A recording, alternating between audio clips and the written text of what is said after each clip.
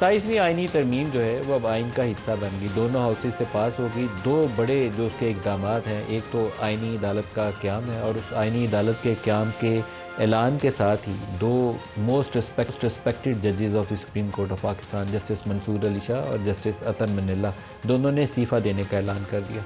دوسرا بڑا اقدام جو ہے وہ آرٹیکل 243 کے حوالے سے، اور آرٹیکل 243 میں ترمیم کے بعد جو آرمی ایکٹ میں ترمیم کی جائے گی، اس کے نتیجے میں موجودہ army chief field marshal Asim Munir جو ہیں وہ بیک وقت آرمی چیف بھی اور ساتھ ہی ساتھ چیف آف ڈیفنس فورسز بھی ہوں گے، اور ان کے عہدے کا آغاز ہوگا from the debt of appointment for next 5 years.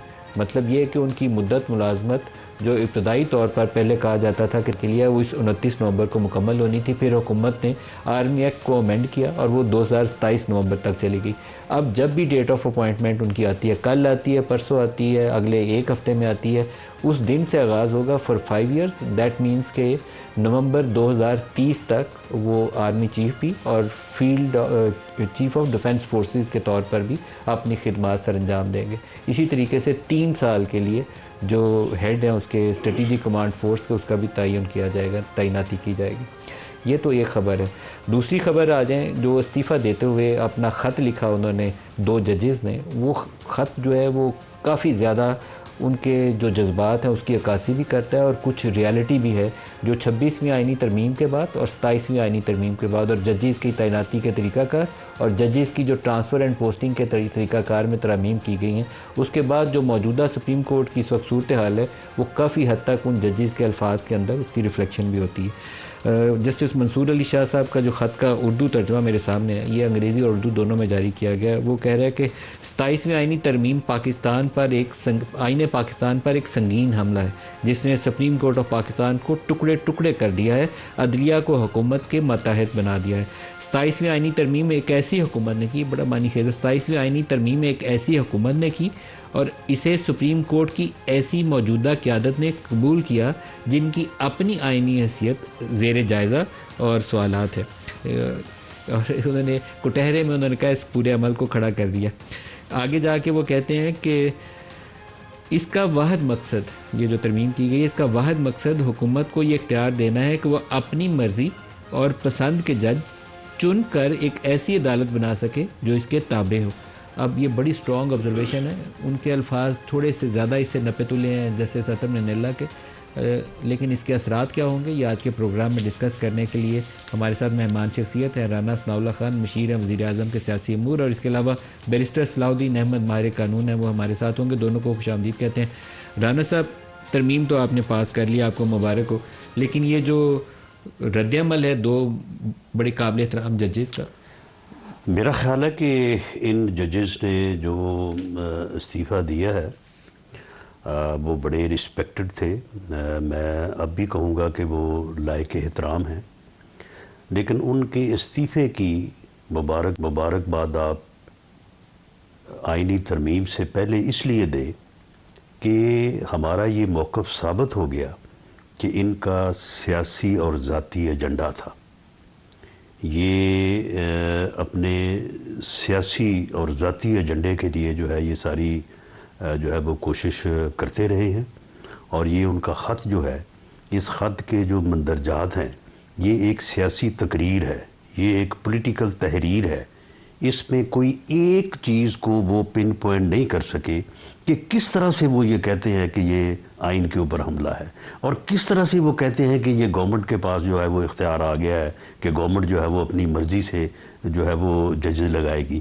یہ جو جوڈیشل کمیشن ہے اس میں جو لوگ بیٹھے ہیں، اس میں وزیر اعظم بیٹھا ہے، اس میں پریزیڈنٹ بیٹھا ہے، آپ ڈومینیٹ کرتے ہیں سر؟ ہم ڈومینیٹ نہیں کرتے، یہ موقف ہی غلط ہے، یہ آرگومنٹ ہی غلط ہے، یہ آرگومنٹ ہی غلط ہے، بلکہ بیسڈ آن یعنی پروپیگنڈا ہے کہ we are dominating there, we are in minority there. Government کے 2 آدمی ہیں، اپوزیشن کے 2 آدمی ہیں، اپنا جوڈیشری کے 5 سینئر ترین ججز ہیں، اور اس کے علاوہ جو ہے وہ بار کا نمائندہ ہے، سول سوسائٹی کا نمائندہ ہے۔ ہم وہاں پہ ڈومینیٹ نہیں کرتے۔ بار اور سول سوسائٹی کے نمائندے کون کرتا ہے؟ معاملہ یہ ہے کہ جب یہ پہلے انتظامیہ کے پاس تھی ججز کی اپوائنٹمنٹ، گورنر یا چیف منسٹر جو ہے وہ ریکمینڈ کرتے تھے، اور پرائم منسٹر کی ایڈوائز کے اوپر جو ہے وہ پریزیڈنٹ جو ہے وہ ان ججز کو جو ہے وہ ایلیویٹ کرتے تھے۔ اس وقت سارا اختیار جو ہے وہ ایگزیکٹو کے پاس تھا۔ اس کے بعد پھر پورا اختیار جو ہے وہ جوڈیشری کے پاس چلا گیا۔ پھر جوڈیشری میں کیا کرتے رہے، یہ میرے چیمبر کا ہے، یہ اس کے چیمبر کا ہے، یہ فلاں کے چیمبر کا ہے۔ اپنے چیمبروں کے اپنے جونیئر جو تھے ان سے انہوں نے جو ہے وہ ہائی کورٹ جو ہے اس کو بھر دی، وہ بھی غلط تھا اور یہ بھی غلط بھر دیا۔ وہ اگر وہ دونوں غلط تھے تو مطالبہ کیا تھا؟ پوری جو ہے وہ بار کا سب کا مطالبہ تھا کہ ان اپوائنٹمنٹس کو، ایسی اپوائنٹمنٹس کو انسٹیٹیوشنلائز کیا جائے۔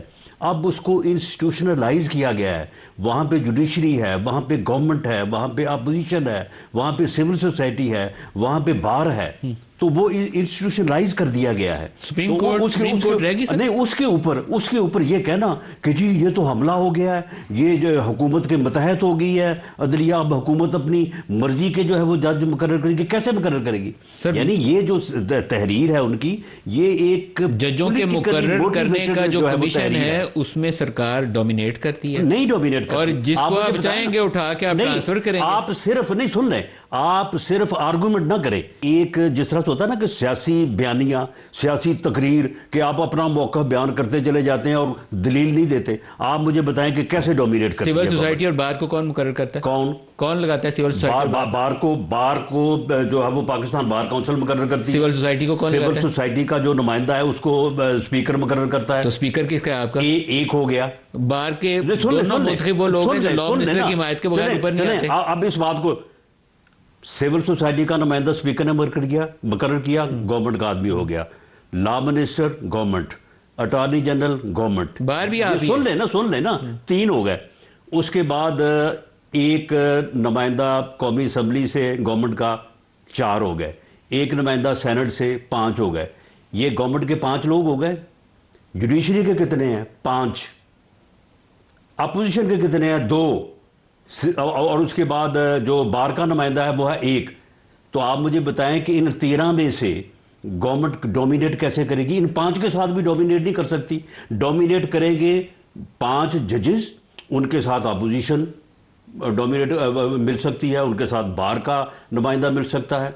تو معاملہ یہ کہ یہ ڈومینیشن کا جو پراپیگنڈا ہے، بغیر آرگومنٹ کے، بغیر پڑھے، بغیر دیکھے کیے جا رہے۔ اچھا چلیں آگے بات کر لیں، یہ ٹرانسفر کا معاملہ جو ہے، ٹرانسفر جب ہوگی تو پھر یہ 5 نہیں ہوں گے، یہ پہ 7 ہوں گے، کیونکہ جس اپنا ہائی کورٹ سے جج نے ٹرانسفر ہونا ہے اس کا چیف جسٹس بھی بیٹھے گا، جس ہائی کورٹ میں اس نے جانا اس کا چیف جسٹس بیٹھے گا۔ جو انکار کرے گا اس کے ساتھ آپ کیا کریں گے؟ وہ اس کا اپنا سپریم جوڈیشل کونسل کو جائے گا، جوڈیشل کونسل میں جائے گا۔ سپریم